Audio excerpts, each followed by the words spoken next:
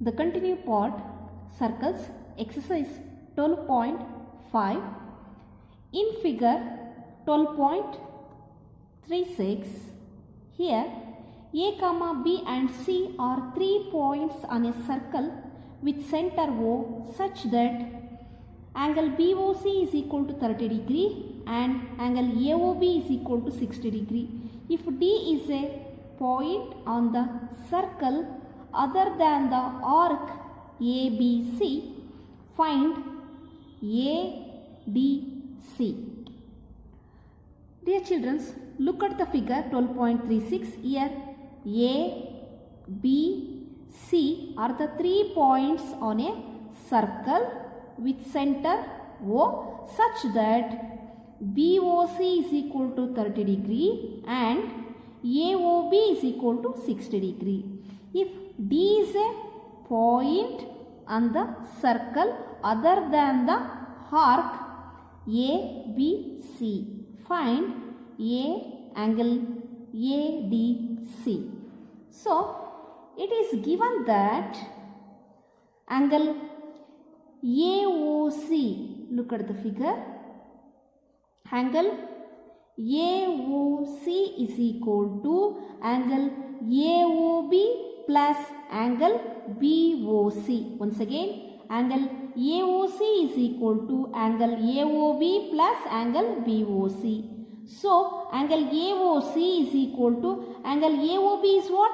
AOB is 60 degree and angle BOC is 30 degree. Therefore, angle AOC is equal to 90 degree. It is known that an angle which is subtended by an arc at the center of the circle is double than angle subtended by that arc at any point on the remaining part of the circle. Once again, you can observe, it is known that an angle which is subtended by an arc at the center of the circle, an angle which is subtended by an arc at the center of the circle is double the angle subtended by the arc at any point on the remaining part of the circle.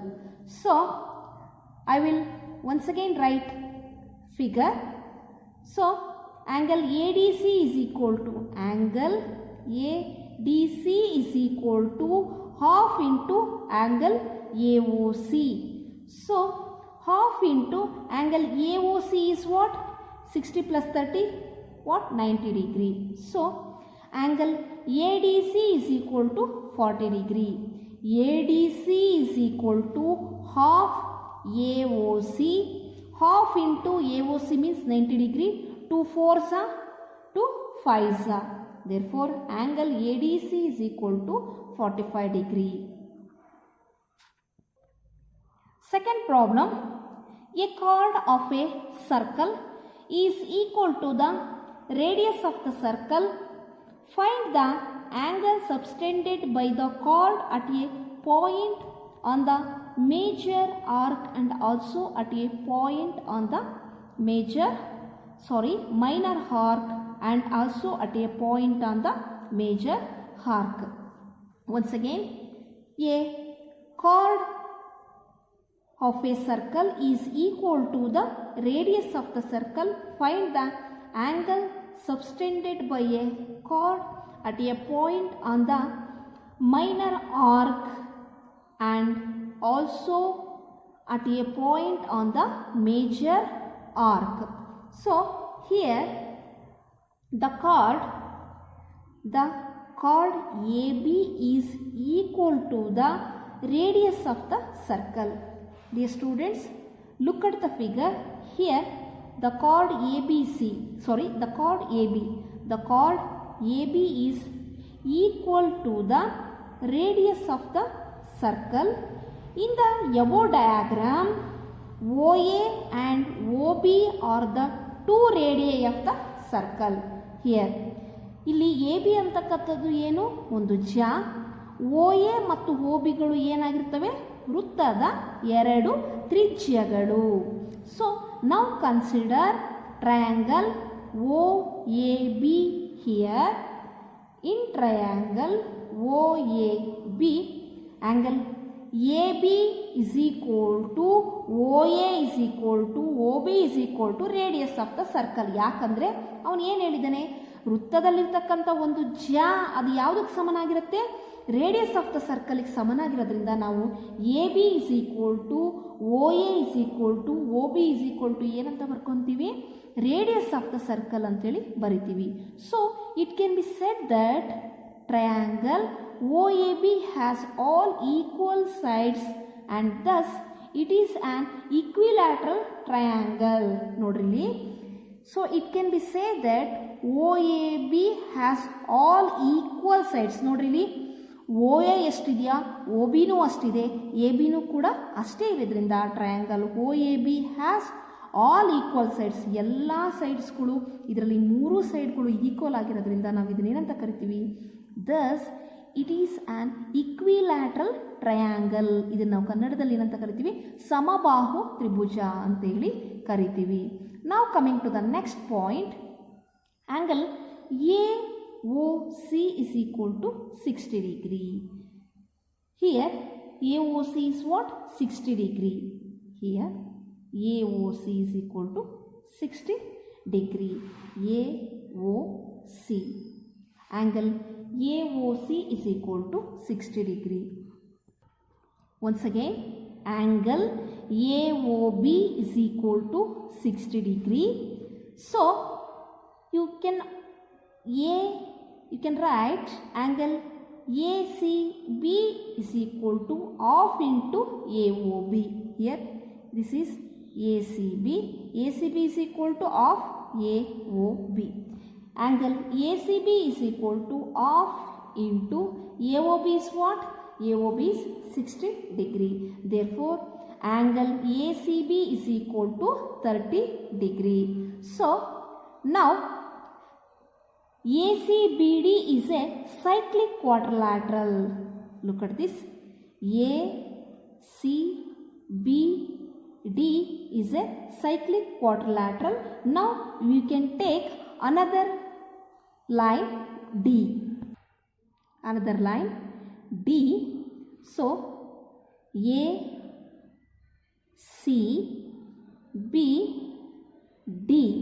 is a cyclic quadrilateral. Now angle ADB is equal to angle ACB is equal to 180 degree. Once again, here angle ADB plus angle ACB is equal to 180 degree. Since they are the opposite angles of a cyclic quadrilateral, ಇಲ್ಲಿ ADB ಮತ್ತು ACB ಗಳು ಏನಾಗಿದ್ದಾವೆ, they are opposite angles of a cyclic quadrilateral. So angle ADB is equal to 180 degree minus 30 degree. Here ACB is what?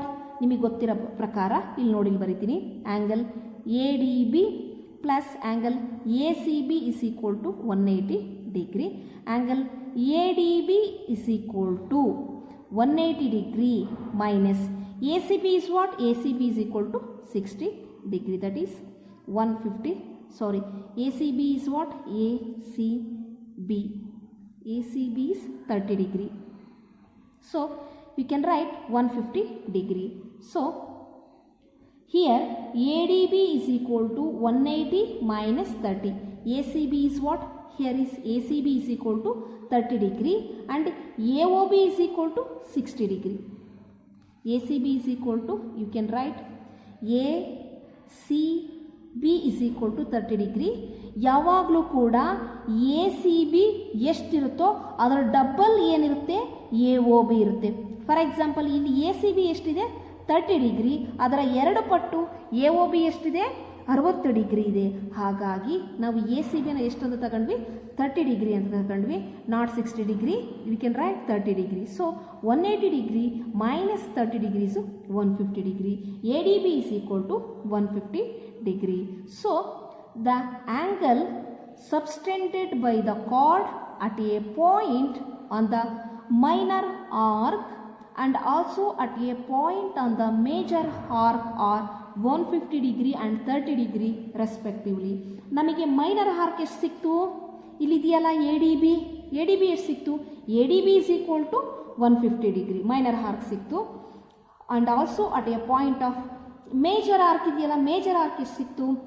Major arc A C B, minor arc A D B, major arc A C B. ಅದೇ ರೀತಿ major arc ಎಷ್ಟು ಸಿಕ್ತು? 30 degree ಸಿಕ್ತು. Minor arc ಎಷ್ಟು ಸಿಕ್ತು? 150 degree. So major arc is 150 degree, minor arc is 150 degree and major arc is 30 degree respectively. Third problem, in figure 12.37 angle PQR is equal to 100 degree where PQ and R are points on a circle with center O. Find angle OPR. So in figure 12.37 PQR is equal to 100 degree where PQR are points on a circle with center O. Find OPR. So since angle which is subtended by an arc at the center of the circle is double the angle subtended by that arc at any point on the remaining part of the circle.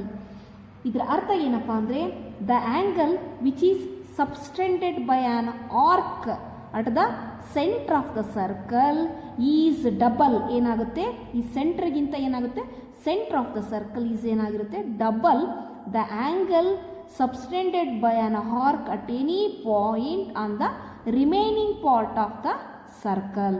So the reflex POR is equal to 2 into PQR.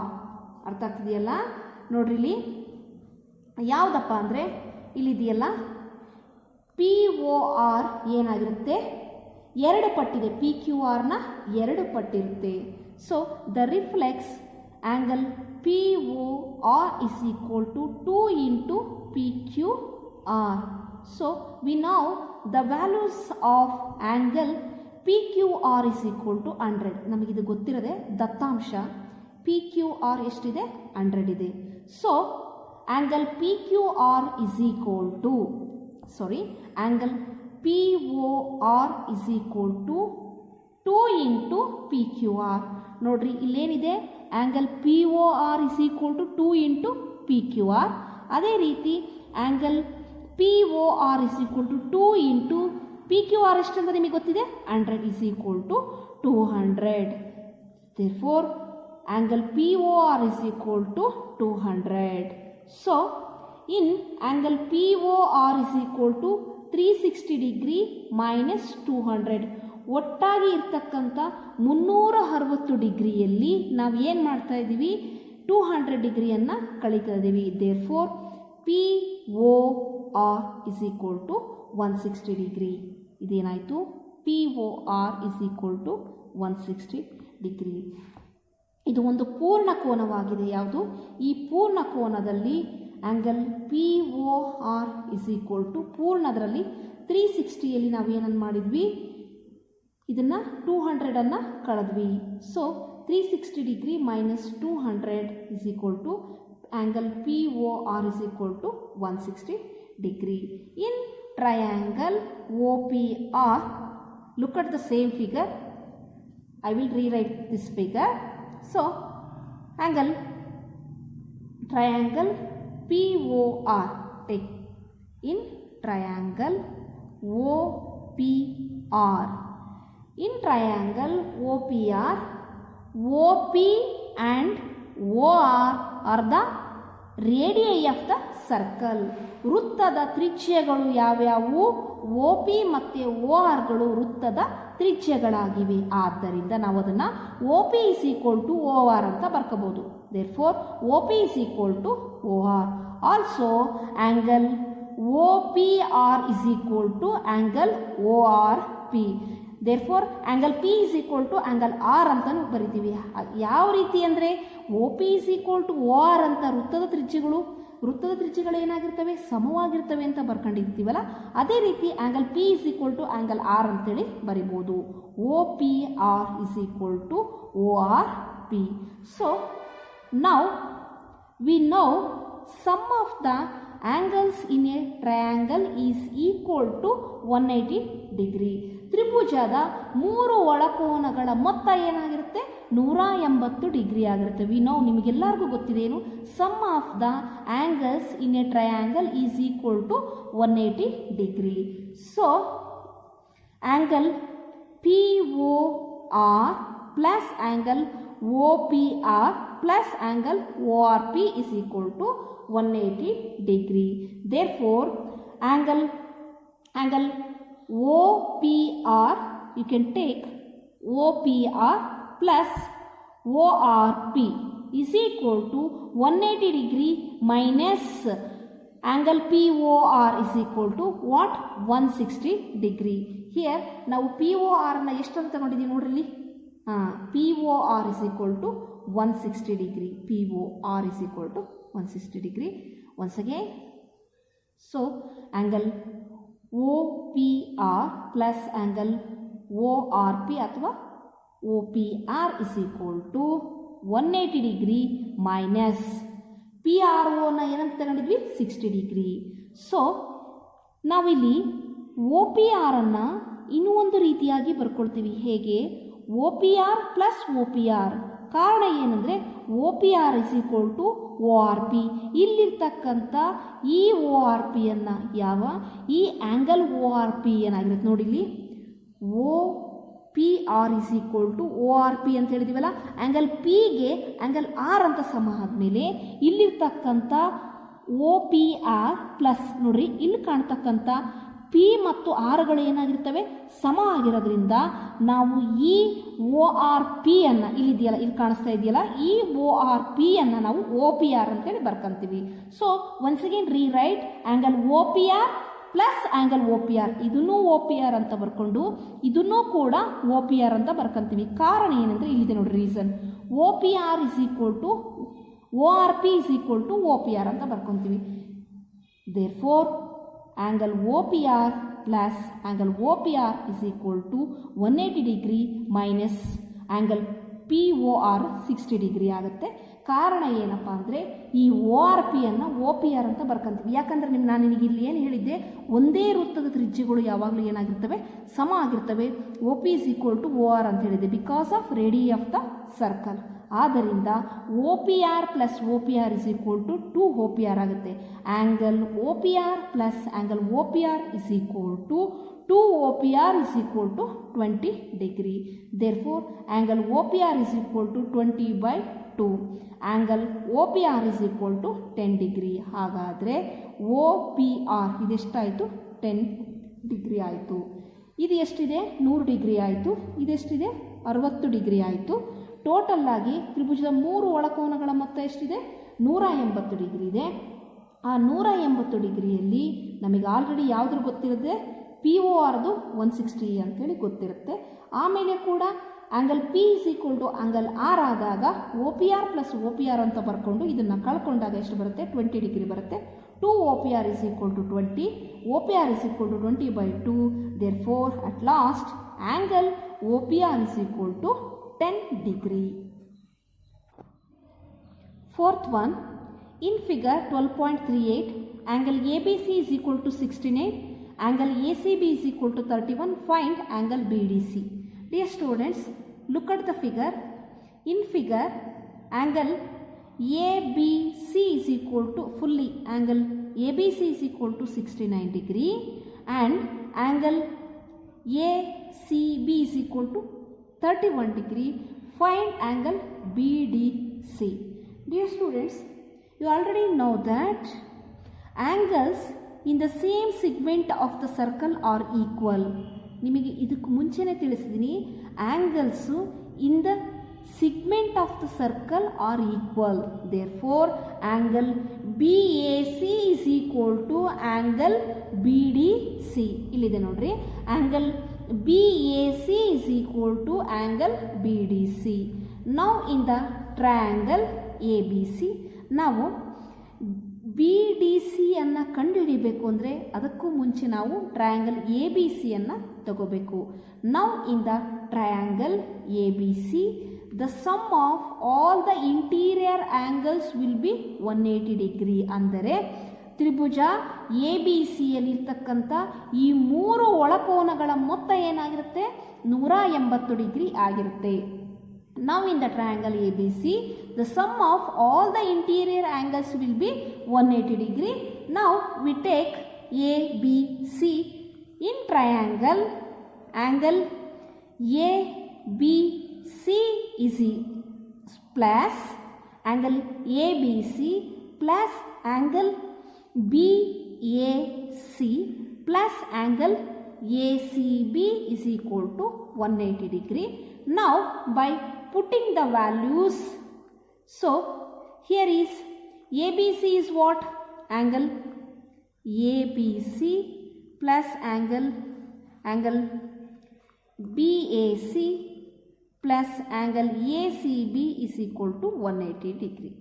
Here ABC is what? ABC is 69 degree plus you can ಏನು ಮಾಡಬೇಕು ನಾವು BAC ಅನ್ನು ಕಂಡುಹಿಡಿಯಬೇಕಾಗಿರೋದ್ರಿಂದ BAC ಯಾವ ರೀತಿ ಇದೆಯೋ ಅದೇ ರೀತಿ ಬರ್ಕೊಳ್ಳೋಣ. And ACB is equal to 31 degree is equal to 180 degree. Angle BAC is equal to 180 degree minus 69 degree minus 31 degree. So ನೋಡಿರಿ ನಾನು ಇದನ್ನು ಬರೆದಿದ್ದೀನಿ. ನಾವು putting the values of BAC is equal to 180 degree minus 69 degree minus 31. ಯಾಕಂದರೆ angle ABC value ಎಷ್ಟಿದೆ 69 minus 69 ಆಗುತ್ತೆ. ಅದೇ ರೀತಿ ABC ವ್ಯಾಲ್ಯೂ ಎಷ್ಟಿದೆ 31 ಇಸ್ ಈಕ್ವಲ್ ಟು ಈ ಕಡೆ ಬಂದರೆ 2 ಆಗ್ತವೆ, 2 ಏನಾಗ್ತವೆ ಮೈನಸ್ ಆಗ್ತವೆ. Therefore angle BAC is equal to 180 degree minus 100 degree. Therefore angle BAC is equal to 180 minus 100 is equal to 80 degree.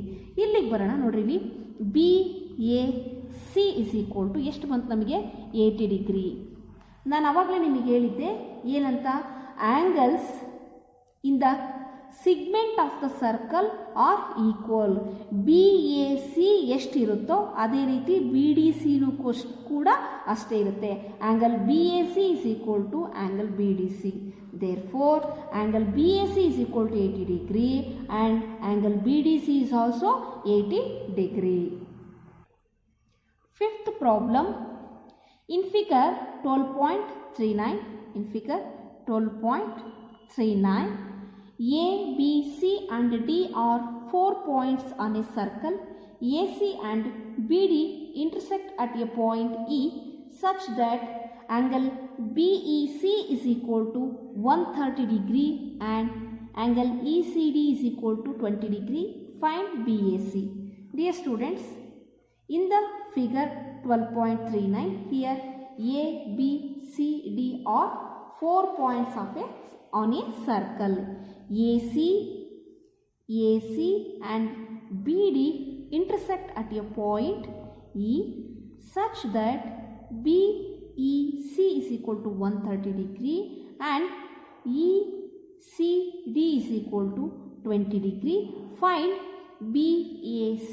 ನಾವು ಏನು ಮಾಡಬೇಕು ಅದಕ್ಕೆ ಅಂದರೆ ಫಸ್ಟು ಇದನ್ನು ಕಂಡುಹಿಡ್ಕೊಳ್ಳೋಣ. ಯಾವುದು ಫಸ್ಟು ಡಿ ಬೆಲೆಯನ್ನು ಕಂಡುಹಿಡ್ಕೊಂಡಾಗ ನಮಗೇನಾಗುತ್ತೆ BAC ವ್ಯಾಲ್ಯೂ ತಾನಾಗೆ ಸಿಗುತ್ತೆ. We know that angles in the segment of a circle are equal. ಇಂದಿನ ಲೆಕ್ಕದಲ್ಲೂ ನಾನು ಹೇಳಿದ್ದೆ angles in the segment of the circle are equal. Therefore ನಿಮಗೆ ಗೊತ್ತಿರೋ ಪ್ರಕಾರ angle BAC is equal to angle CDE. ಏನು ಮಾಡೋಣ ಇಲ್ಲಿ BAC is equal to CDE. ನಾವಿಲ್ಲಿ ಏನು ಮಾಡೋಣ ಅಂದರೆ by using the exterior angles property of the triangle.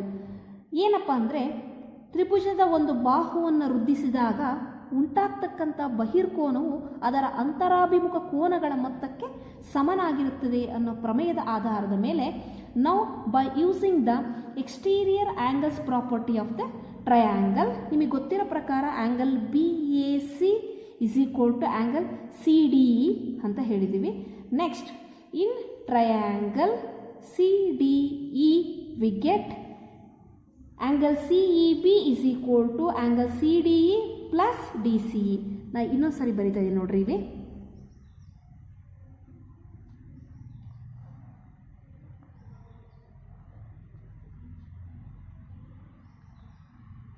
ಇಲ್ಲಿ ಫಸ್ಟ್ ಯಾವ್ದು ಬರ್ಕೊಂಡ್ವಿ? S, BECD. ಇದು ಎಷ್ಟಿದೆ? 130 ಡಿಗ್ರಿ ಇದೆ. ಇದು ಎಷ್ಟಿದೆ? 20 ಡಿಗ್ರಿ ಇದೆ. ನಾವು by using exterior angles property of the triangle. ನೋಡ್ರಿ, ತ್ರಿಭುಜದ ಒಂದು ಬಾಹುವನ್ನು ವೃದ್ಧಿಸಿದಾಗ ಈ ಉಂಟಾಗ್ತಕ್ಕಂಥ ಈ ಬಹಿರ್ಕೋನವು ಇದರ ಅಂತರಾಭಿಮುಖ ಕೋನಗಳ ಮೊತ್ತಕ್ಕೆ ಸಮನಾಗಿರುತ್ತೆ. And triangle CDE we get CEB is equal to CDE plus DCE. Therefore we know that ನಮಗೆ DC ವ್ಯಾಲ್ಯೂ ಎಷ್ಟು ಕೊಟ್ಟಿದ್ದಾನೆ? 20 ಡಿಗ್ರಿಯನ್ನು ಕೊಟ್ಟಿದ್ದಾನೆ. ನೋಡಿ, ಇಲ್ಲಿ ಈ ಬಹಿರ್ಕೋನ ಎಷ್ಟಿದೆ? 130 ಡಿಗ್ರಿ ಇದೆ. ಇಲ್ಲಿ ಇರ್ತಕ್ಕಂಥ ಈ ಬಹಿರ್ಕೋನವು ಇದರ ಅಂತರಾಭಿಮುಖ ಕೋನಗಳ ಮೊತ್ತಕ್ಕೆ ಏನಾಗಿರಬೇಕು? ಸಮ ಇರಬೇಕು. ಇಲ್ಲಿ 130 ಡಿಗ್ರಿ ಇದ್ದರೆ ಈ ಎರಡು ಅಂತರಾಭಿಮುಖ ಕೋನಗಳು ಎಷ್ಟಿರಬೇಕು? 130 ಡಿಗ್ರಿ ಇರಬೇಕು. ಇಲ್ಲಿ ಆಲ್ರೆಡಿ 20 ಡಿಗ್ರಿ ಇದೆ ಅಂದರೆ ಇನ್ನು ಉಳಿದಿರೋದೆಷ್ಟು? 130 ಡಿಗ್ರಿಗೆ ಸಮ ಆಗಿರಬೇಕು. ಈ CD is equal to 20 degree. ಅದೇ ರೀತಿ CDE is what? 130ರಲ್ಲಿ 20 ಕಳೆದ್ರೆ ಎಷ್ಟು ಬರುತ್ತೆ ನಮಗೆ? 130 minus 20 is equal to 3 minus 3ಯಲ್ಲಿ 2 ಹೋದರೆ 1, 1ಗೆ 1 ಎಷ್ಟು ಬಂತು? CDE is equal to 110 degree. ವಿದ್ಯಾರ್ಥಿಗಳೇ, ಇನ್ನೊಂದ್ಸರಿ ಹೇಳ್ತೀನಿ ಕೇಳ್ರಿ. ಇಲ್ಲಿ ಉಂಟಾಗ್ತಕ್ಕಂಥ ಈ ಬಹಿರ್ಕೋನವು ಈ ಅಂತರಾಭಿಮುಖ ಕೋನಗಳ ಮೊತ್ತಕ್ಕೆ ಏನಾಗಿರಬೇಕು? ಸಮ ಆಗಿರಬೇಕು. ಇಲ್ಲಿ 130 ಡಿಗ್ರಿ ಇದ್ರೆ ಇವೆರಡೂ ಕೂಡ 130 ಡಿಗ್ರಿ ಇರಬೇಕು. ನಿಮಗೆ ಬೇಗ ಗೊತ್ತಾಗಲಿಲ್ಲ ಅಂದರೆ 130 ಡಿಗ್ರಿಯಲ್ಲಿ 20 ಡಿಗ್ರಿ ಕಳೆದ್ರೆ 110 ಡಿಗ್ರಿ ಬರುತ್ತೆ. ಅದಕ್ಕೆ ಇಲ್ಲಿ ಹೇಳಿದ್ದು angle CDE is equal to 110 degree. ಆವಾಗಲೇ ನಾವು ಹೇಳಿದ್ವಿ ಏನಂತ? Angle BAC is equal to angle CDE. ನಮಗೆ ಗೊತ್ತಿರೋ ಪ್ರಕಾರ ಆ್ಯಂಗಲ್ CDE ಎಷ್ಟು ಬಂದಿದೆ? 110 degree. Therefore angle BAC and angle CDE are equal. ಇಲ್ಲಿ ಹೇಳಿರೋ ಪ್ರಕಾರ BAC ಮತ್ತು CDEಗಳು ಈಕ್ವಲ್ ಆಗಿರೋದ್ರಿಂದ ಆ್ಯಂಗಲ್ CDE ವ್ಯಾಲ್ಯೂ 110 ಆಗಿದ್ದಾಗ ಆ್ಯಂಗಲ್ BAC ವ್ಯಾಲ್ಯೂನು ಎಷ್ಟು ಬರುತ್ತೆ? 110 degree. Therefore, angle BAC is equal to 110 degree. Means BAC value 110 degree ಆಗಿದೆ. Here BAC is equal to 110 degree. Dear students, the chapter is completed. I hope all of you clear this concept. You can work out the remaining problems in your exercise. Thank you.